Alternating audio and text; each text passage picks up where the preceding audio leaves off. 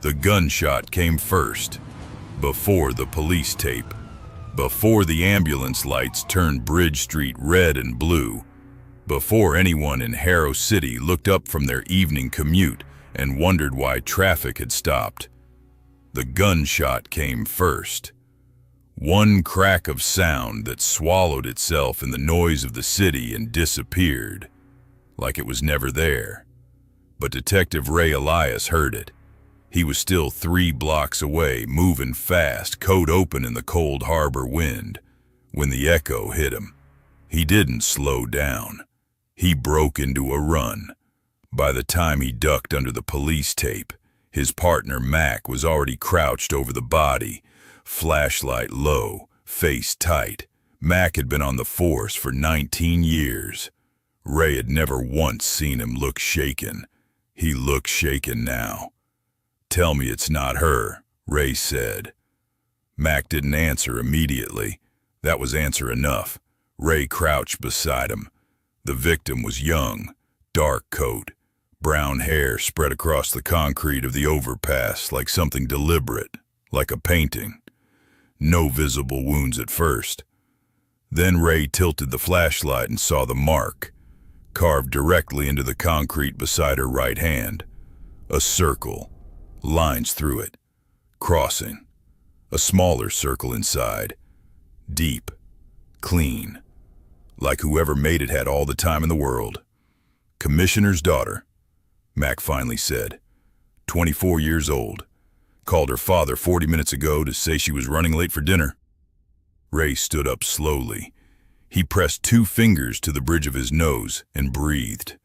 "Same mark," he said. It wasn't a question.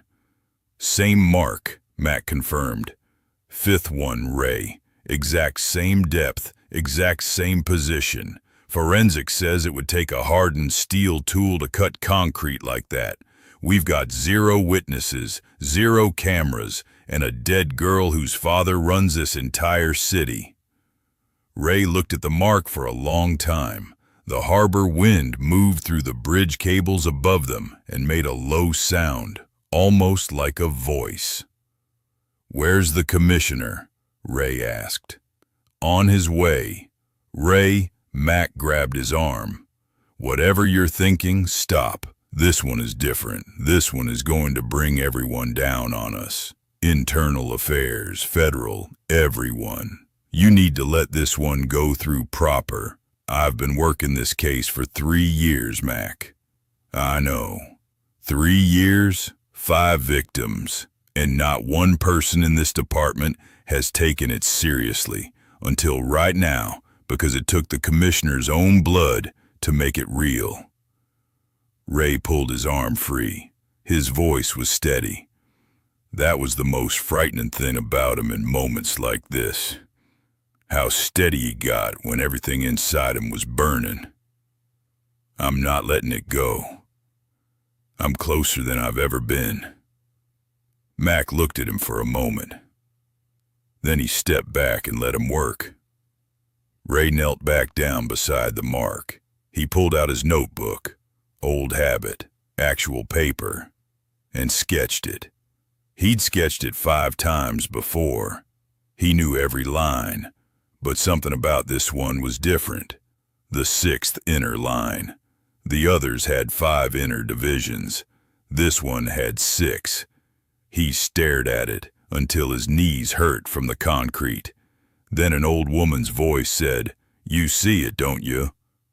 Ray turned. She was sitting on the bench at the far end of the overpass, 15 meters from the tape.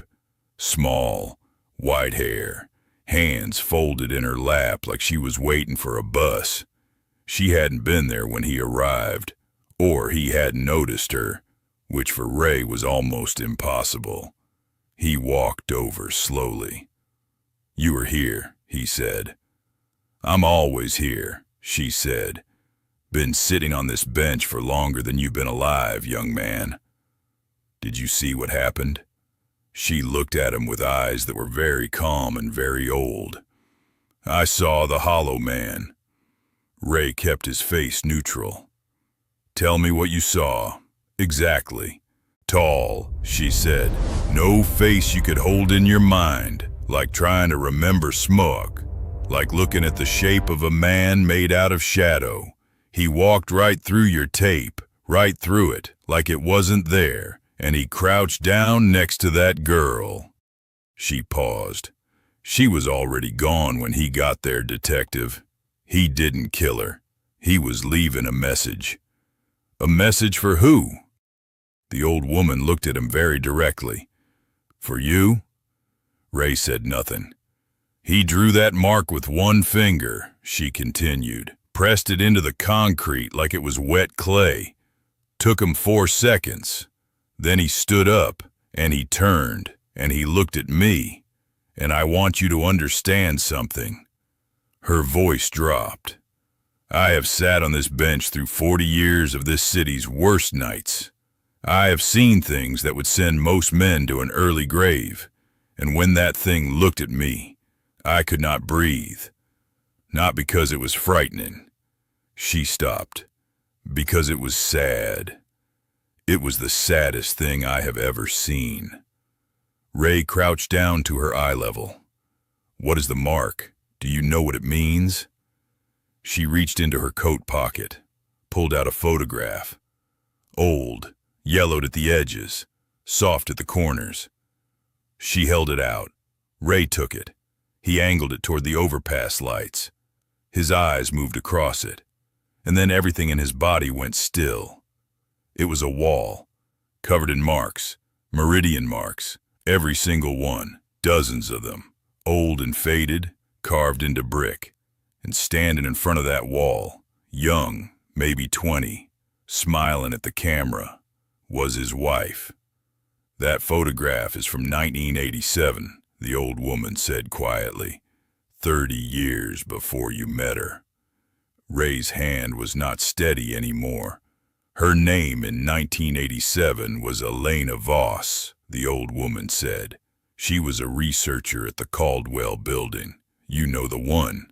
The fire. 19 people died. 1 person was never found. She looked at him. They sealed those files, detective. The commissioner sealed them himself. I think it's time someone opened them. Ray looked at the photograph for a long time. His wife's face, young and bright and completely at home, in front of a wall of marks that had been carved into 5 murder scenes over the last 3 years. He put the photograph in his inside pocket. He stood up. What's your name? He asked her. She smiled. Small, knowing. Clara, she said. Clara Voss. Ray looked at her. The same cheekbones, the same stillness. You're her grandmother, he said. Clara said nothing, but she didn't say no. Ray walked back toward the tape. Mac was waiting for him. I need the Caldwell building files, Ray said. The sealed ones. Ray, those files are... I need them tonight, Mac. Tonight. Mac looked at him carefully. Something in Ray's face made him stop arguing. I'll make some calls. Ray looked back over his shoulder at the mark on the concrete. 6 inner lines, not 5. He understood now what the 6th meant. The other 5 marks were a sentence, and his name was at the end of it. He drove to the Caldwell building alone. It had been condemned since the fire. 37 years of silence. The city had sealed it, fenced it, and slowly forgotten it existed.